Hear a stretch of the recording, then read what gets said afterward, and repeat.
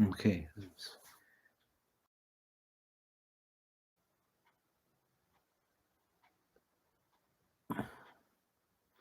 Okay, I'm on. I think we should be okay this evening. The internet's working well at the moment.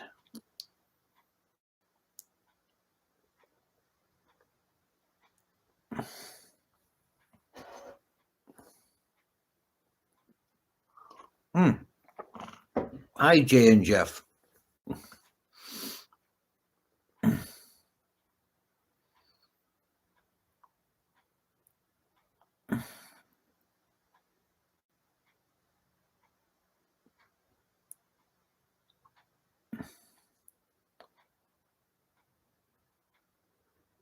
Okay.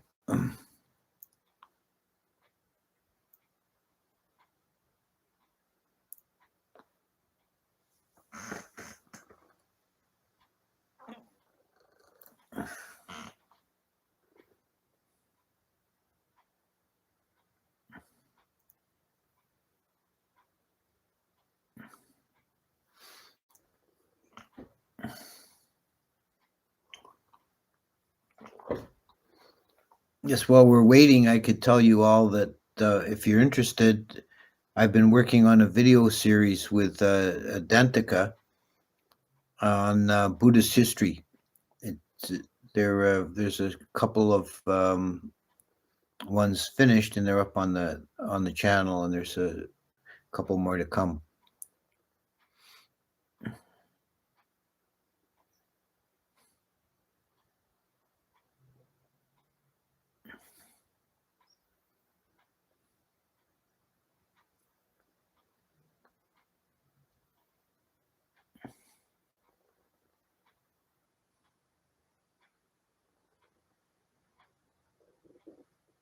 Oh, good. Some people have seen them already.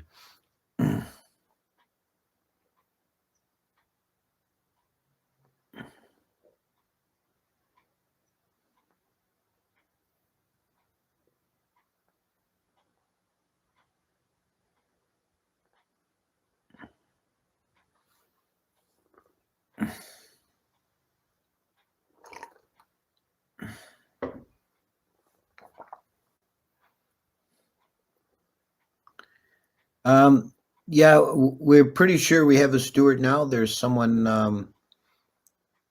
who has said that she's coming in early July, which should work out very well because that's about the time the current one wants to leave.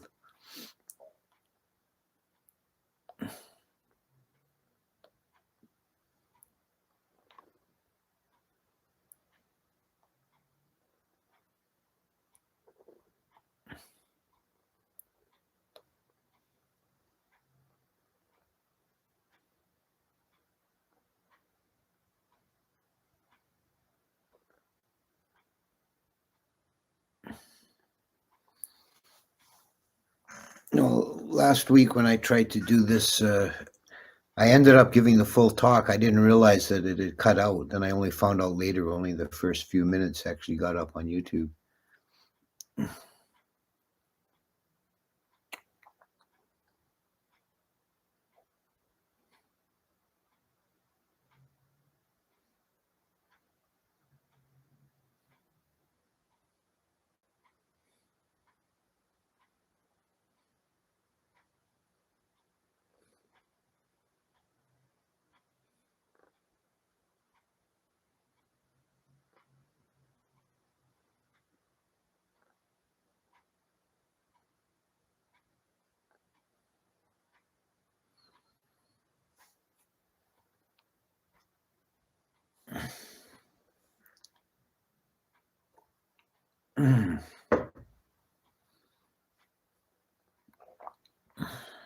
It's 6 o'clock.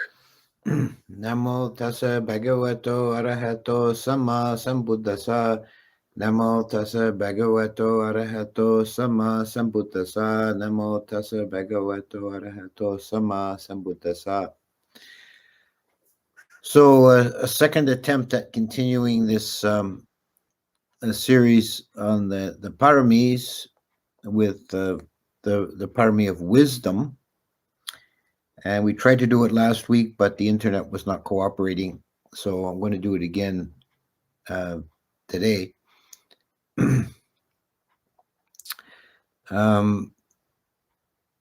The paramis, to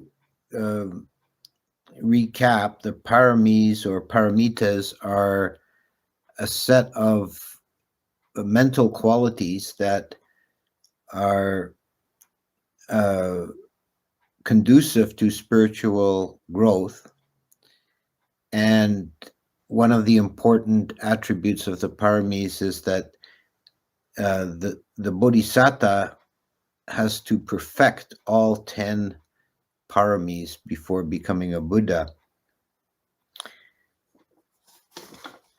It's also widely held that whatever paramis you develop in this life will benefit you in future lives. You will then have that parami will be manifested in the future. You can strengthen your paramis or you can diminish them. If you're heedless, if you act in ways contrary to the paramis, you weaken them. If you encourage them and foster them, you make them stronger. So today we're going to do the parami of wisdom, Panna. And we need to, as usual, clarify first exactly what Panna means. It's also been translated as understanding, but wisdom seems to be the standard translation now. It's the mental quality in the most succinct definition. It would be a mental quality of understanding the true nature of reality, understanding things as they actually are. It arises from within, from contemplation. It's related to, but it's different from vidya, knowledge. Knowledge is accumulation of facts, which can be a ground for understanding. We can then have a basis for wisdom to arise, but accumulation of knowledge is not in itself wisdom.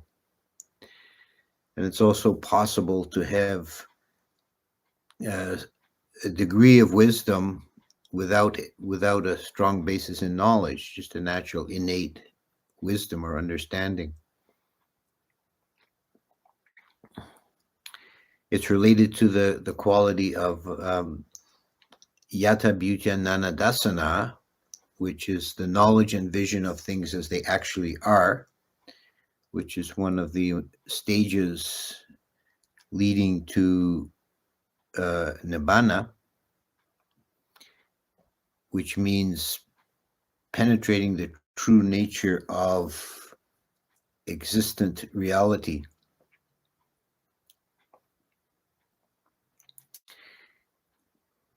There are different aspects of wisdom, different degrees of wisdom. We could say that there's a common or mundane wisdom, like having common sense, or being skillful in your ordinary activities, having good common sense. That's a type of wisdom. But the wisdom as a parami is something more, something deeper. It's an actual understanding of the nature of the self and the universe. There's a Tibetan teaching that talks about different kinds of wisdom, and one of the most appropriate pairings there is between the wisdom of equality and the discriminating wisdom. And both have their place, they're balanced, both are important. The discriminating wisdom is the wisdom, or particularizing, we might call it, is the wisdom that allows us to understand and see the difference between objects of consciousness. So you understand a thought from an emotion, from a memory, and from a sensation, from a perception, and so on. That you're able to discriminate amongst objects and classify them and be clear about their particular nature. The other side is the equalizing wisdom, is to see those aspects of objects of consciousness which are universal. And this refers particularly to the three characteristics. That is to see the dukkha, or the suffering or imperfection in all phenomena, to see the impermanence or transient nature of all phenomena, and finally to see the emptiness or voidness, lack of self-essence of all phenomena. And this we could probably say is the highest or deepest kind of wisdom, is to see the emptiness of all phenomena, to understand not on a merely intellectual or theoretical level, but to really understand with the heart and mind the emptiness of self and other.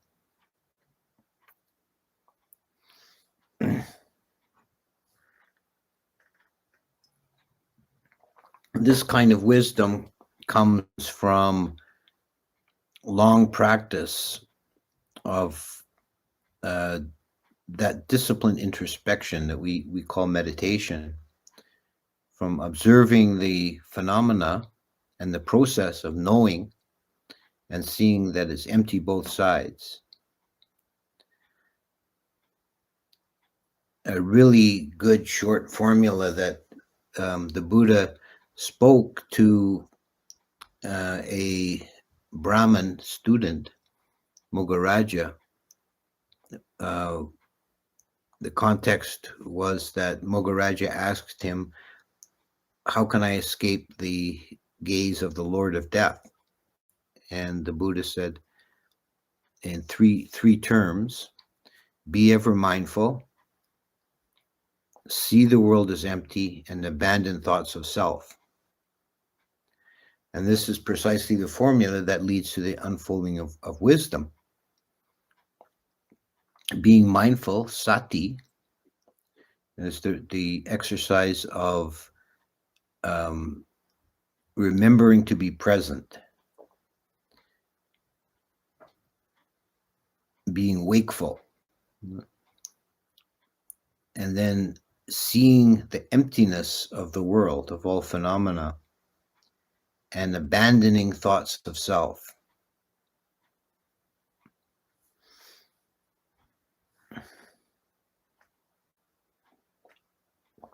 So that's being mindful. One sees emptiness in both directions. Both the knower and the known are both void, without self-substance, not existing from their own side. And this is the realization of this is the fruit of wisdom. And this kind of wisdom leads out of samsara and makes it possible to escape from the snares of Mara. Existence in samsara is essentially based on delusion, which is the opposite of wisdom. When we substantialize the phenomena and we identify with a substantial self, then we're caught in delusion and we can't see clearly. We don't see through anything if we identify with it. or if we are obsessed with the defilements. Defilements such as desire, fear, ill will, these cloud the mind and obscure the arising of wisdom. Wisdom is the natural outpouring of the unobstructed mind. When the mind is free of defilements, then wisdom can naturally arise. When we look at anything, when we take in anything through the senses or with the contemplated with the mind, if we are identifying with the self, or that means we have some kind of agenda, and it will distort our understanding of what's happening. We're not seeing clearly, but through a distorted vision,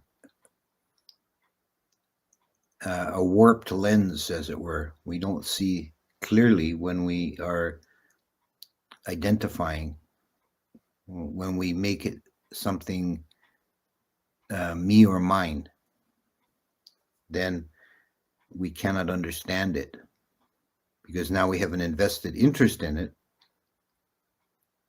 So we're not seeing it clearly, we're seeing it according to our wishes or our fears.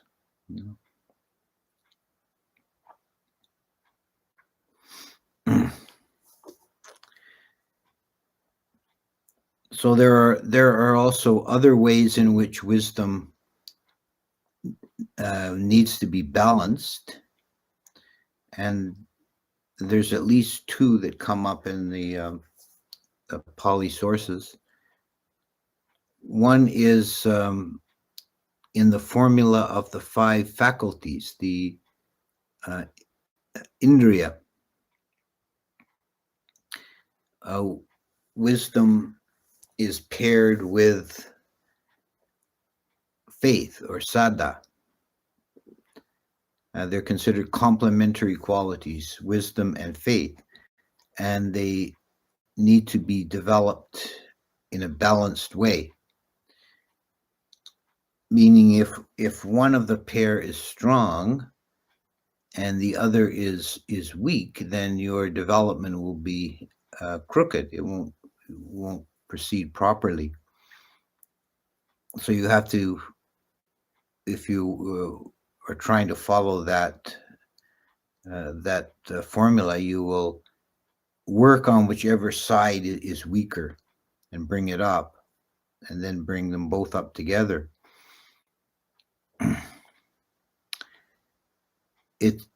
It's easy to see with faith or saddha how an excess of faith without a basis of wisdom can lead to trouble.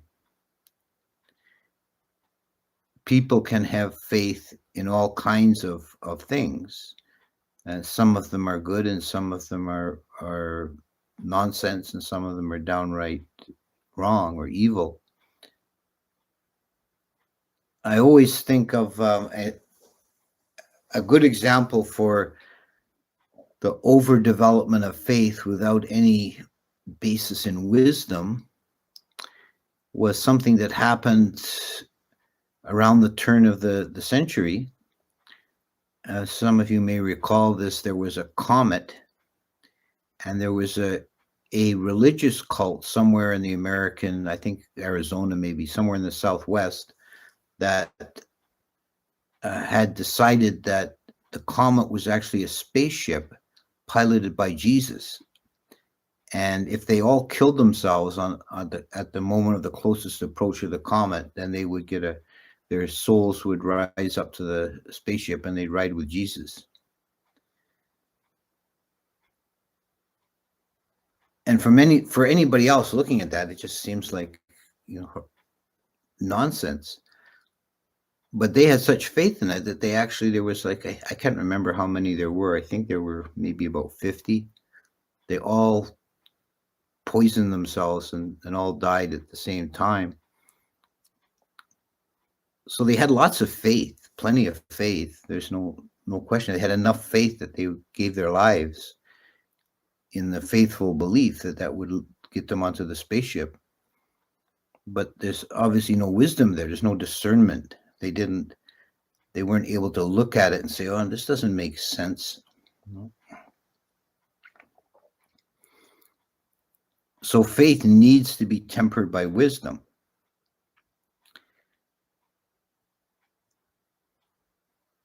On the other hand, if a person has a development of wisdom, but there's no faith, this is said to lead to the fault of cunning, and it's said to be as difficult to cure as a disease caused by medicine,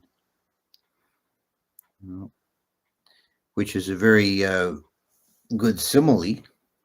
I mean, if you have some powerful medicine that will cure a disease when used in the right dosage and at the right time, but you overuse it or you abuse it, you use it at the wrong time, take too much, then you're going to make yourself very, very ill, and it's going to be hard to cure you.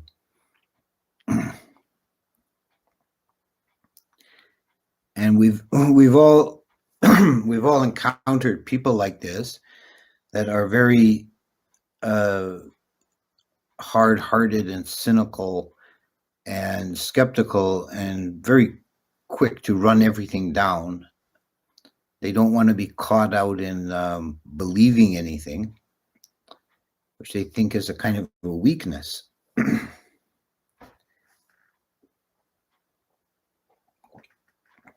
So by believing nothing, they end up knowing nothing and going nowhere.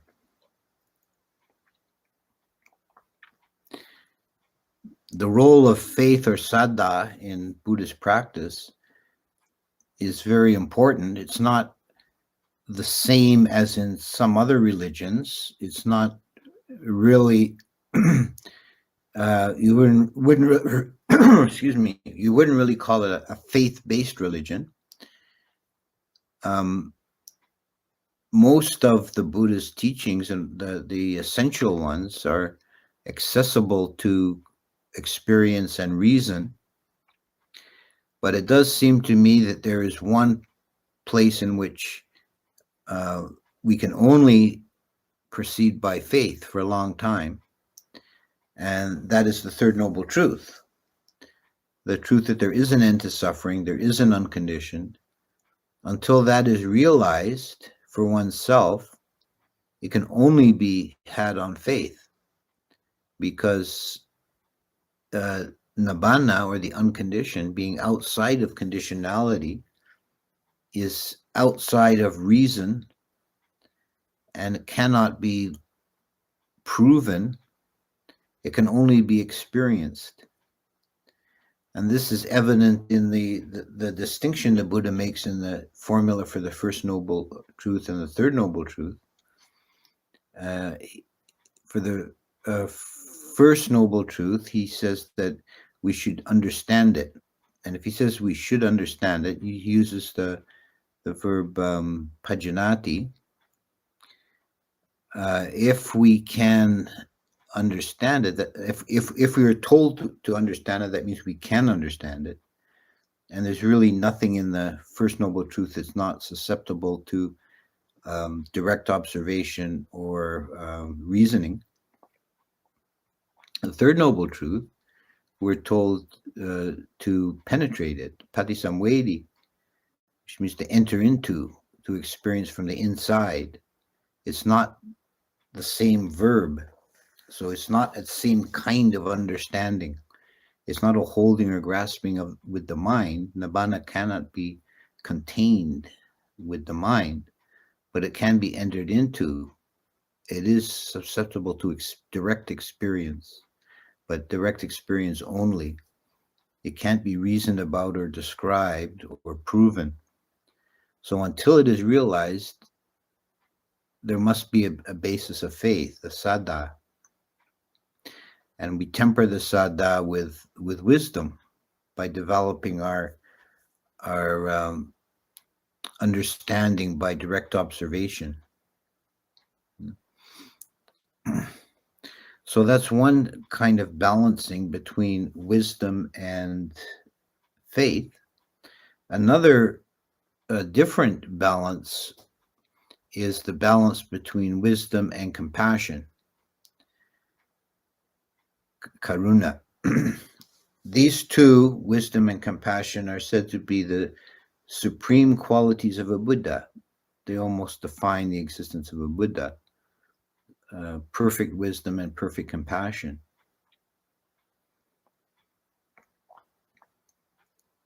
Compassion here means the earnest intention or aspiration to end the suffering of sentient beings. So we have, for example, the incident when the Buddha, after he'd attained awakening under the Bodhi tree, his first inclination was, now I understand, now I know, and this experience is blissful. If I was to try and teach this, many would not understand it. This generation is attached to sense pleasures. They won't want to hear my message. It'll only be a weariness and a fixation. I will just spend my time here and enjoy the bliss of the unconditioned. But then the Brahma Sahampati appeared before him and begged him on bended knee to teach for the benefit of all sentient beings. And he appealed to the Buddha's compassion. He said, there are those who are perishing for lack of hearing the Dhamma. There are in the world those with little dust in their eyes. So the Buddha was moved by compassion. He got up from his seat and he spent the next 45 years diligently wandering and teaching. So in our own lesser sphere, we should, in our lives, in our actions and interactions with other people, we should try and remember this, the balance between wisdom and compassion. If one has wisdom and understanding but no compassion, then you can be very cold and cynical, hard-hearted, and kind of aloof, not want to get involved with other people. But if you have compassion with no wisdom, you're endlessly going to be getting in trouble and stirring up trouble for others. Whenever we see a situation where there are beings in suffering, then this should arouse compassion. But then we need to bring wisdom in and examine the situation and ask ourselves first, is there anything useful that I can actually do? Many times there's not, and that doesn't mean you lack compassion. Compassion can be just an internal mental state. And you look at a situation and you see, well, yeah, this person or these people are suffering, but there's nothing I can do. So the wise thing is to do nothing. Whereas the impulse, often born of compassion without wisdom, is to blunder in and interfere. And very often it makes matters worse. But then if you determine, yes, I can help, then you need to further exercise wisdom and try and discern what is the most skillful way to intervene. What can you do? No. So you can probably all think of examples you've seen, in your own lives of, well-intentioned meddling that causes more trouble than good. This is a lack of a balance between wisdom and compassion. And these are only perfectly developed and perfectly balanced in the mind of a Buddha. So the rest of us, we do the best we can. We should try and remember these principles. Try and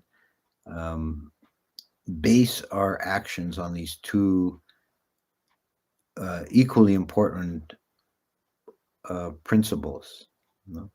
The concern for relief of suffering and the understanding of what is skillful.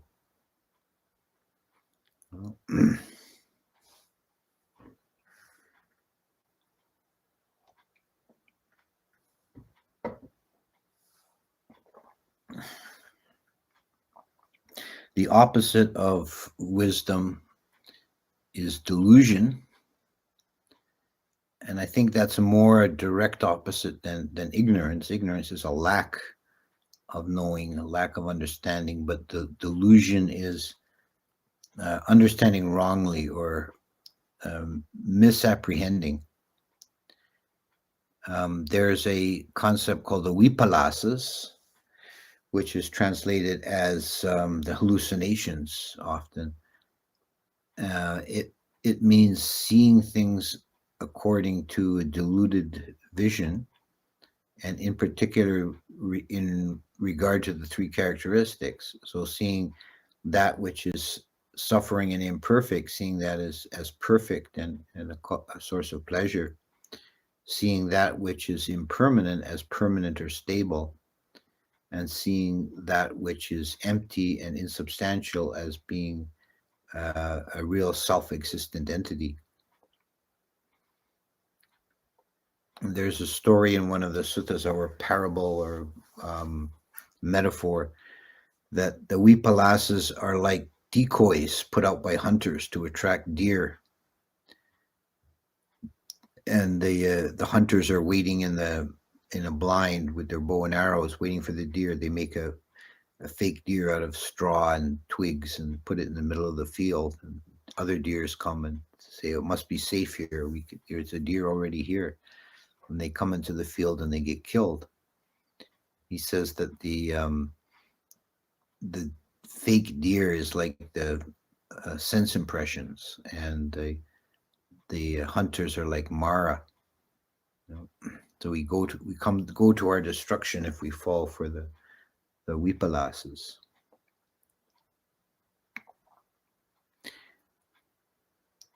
We develop wisdom by encouraging in ourselves that clear seeing. This the meditative exercise of vipassana is a disciplined way of developing this clear seeing, being present with reality as it actually is. But it's something we should be endeavoring to do all the time, to not allow ourselves to see through distorted lenses, but to try and see clearly what is actual reality. And that's not always easy, because we can be pulled by on the one hand by desire, and on the other hand by fear or loathing. We can be pulled to see things from a skewed angle and not understand them. It's only from a place of equanimity, being calm and collected, and not being invested in outcomes, but just seeing clearly what is present right now and try and understand it in its own nature. Seeing things in their own nature as they actually are, not as we wish them to be, or not as we think they are according to some theory, but as they actually are, and how they are actually experienced in the mind at this moment. Well, that's how wisdom dawns. You're not coloring your experience, but allowing it to manifest directly in the mind.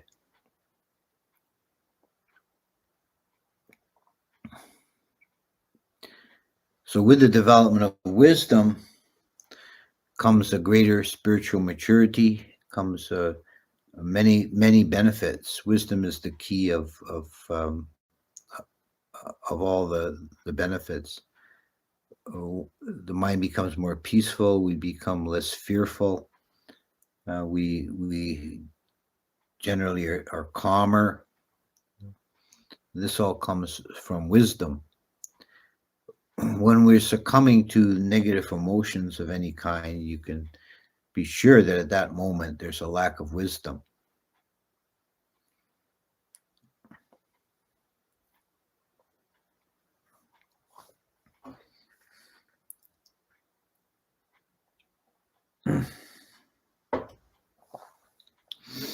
So I'll stop there. That's a summary of the quality of wisdom, and I'll stay on and answer questions from the chat. And there's already some. Looks like there's some in already. I am sorry, but I am confused. Who is I? What is liberated from reincarnation, individual consciousness, or self? Getting into Buddhism 101 here. There's no there is no I whatsoever. There's nothing which is reincarnated. There is consciousness arising again to like conditions. As a short answer, it's a very deep question actually. You should probably, if you want to explore this, there's an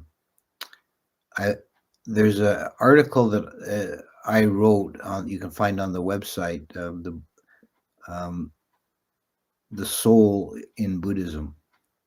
If you read that, it has plenty of references to follow up. Hello, Ajahn and Arrow River. Oh, Stephanie and Dantika are here. Yeah, hi.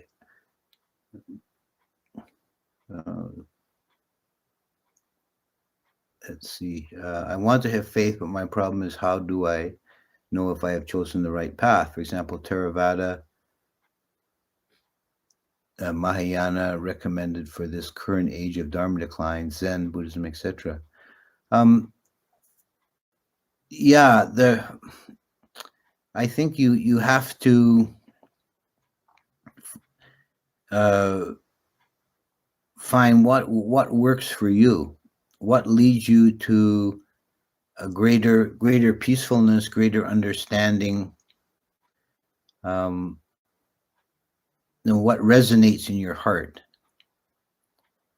I think you really need to commit yourself to one path and follow it, which doesn't mean you have to, you can still listen to and read other spiritual traditions and benefit from it.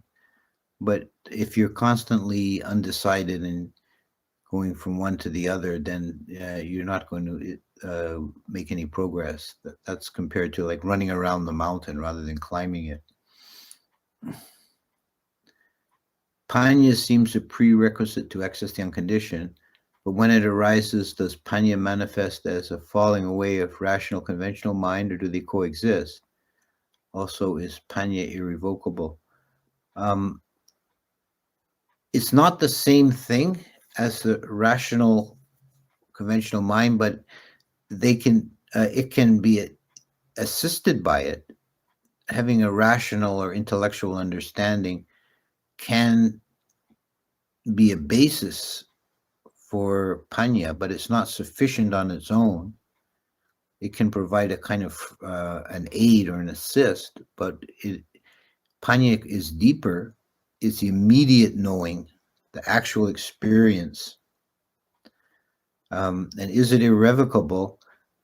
It's not irrevocable until you have certain experiences. When you enter the path and the stream and have stream entry, then at that moment there's a dawning of wisdom that is not lost. But it's possible to have ordinary wisdom, even to a fairly high degree. But then if you become heedless and foolish, it can fritter away. You can lose it.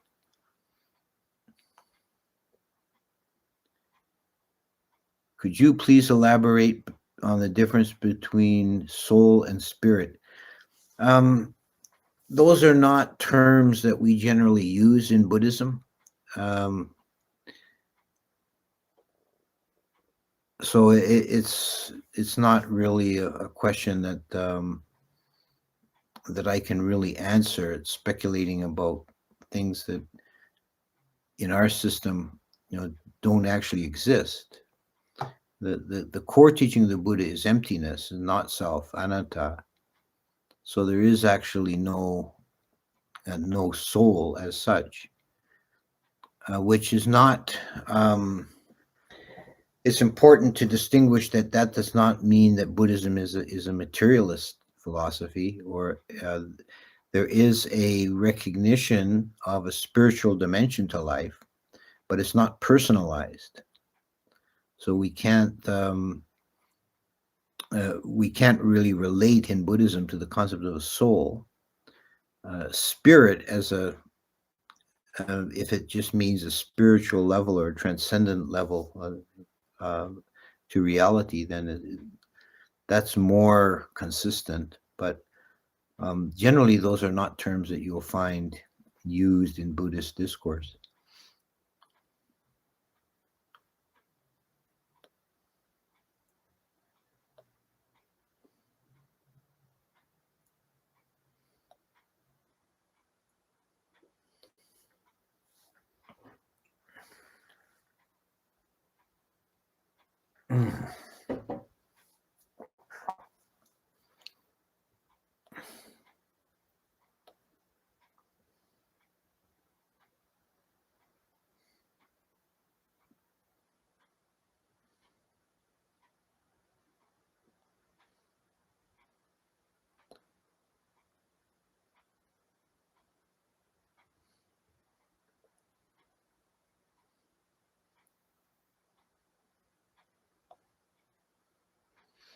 Okay, I think it looks like we maybe the questions may be petering out. I'll wait a minute more and see if anybody else comes up with anything. Also, I'll take my leave. Thank the dewas of the internet that are able to get through the whole session this time. Can arahantship ever be attained without ordaining as a monk? Well, the traditional view on that is that if a layperson attains arahantship, then he or she will either ordain or die within 7 days. Now, I don't think, just speaking, from my own view, I don't think the actual ceremony of ordination is what's critical, but I don't think an arahant could live an ordinary lay life. They wouldn't have any motivation or impulse to, have a job or have a relationship or any of that stuff, or have possessions. So it's incompatible with an ordinary lay life. So one would have to become a renunciate of some kind.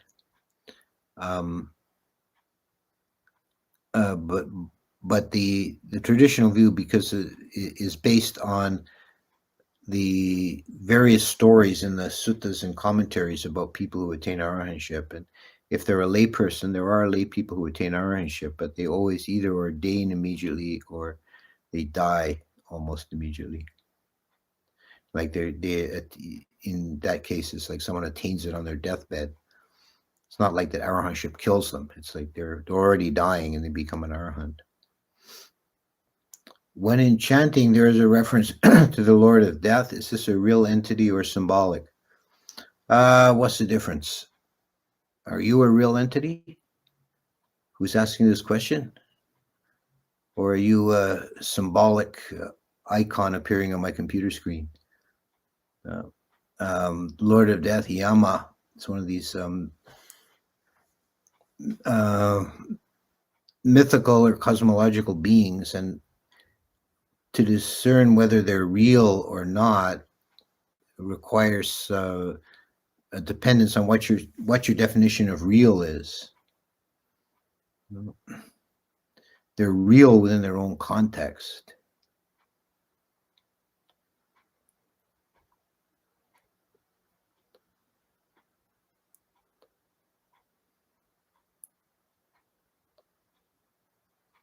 Stories about him are kind of interesting, Yama, because he's actually quite reluctant. He doesn't like to do that job. He's sort of his bad karma that he ended up being the bureaucrat in charge of hell. He's not. It's not something he really relishes.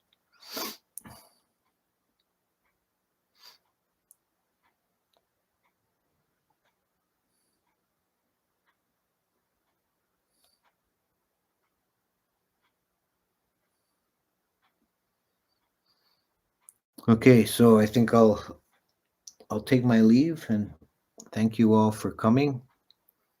And we'll do it again next week. And as I said, check out the channel. There's some really fine work done by Dantika on this new series we're doing. You can see a couple of them up already, and there's a couple more to come.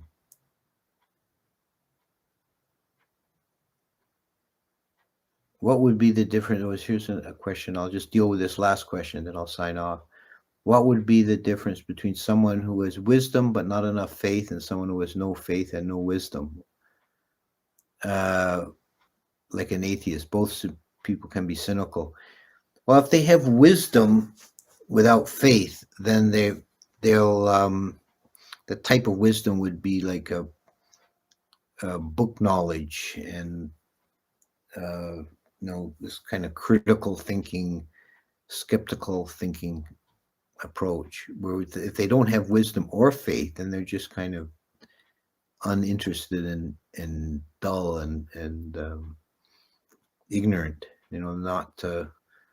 Not concerned about anything. Just sort of like a dumb beast.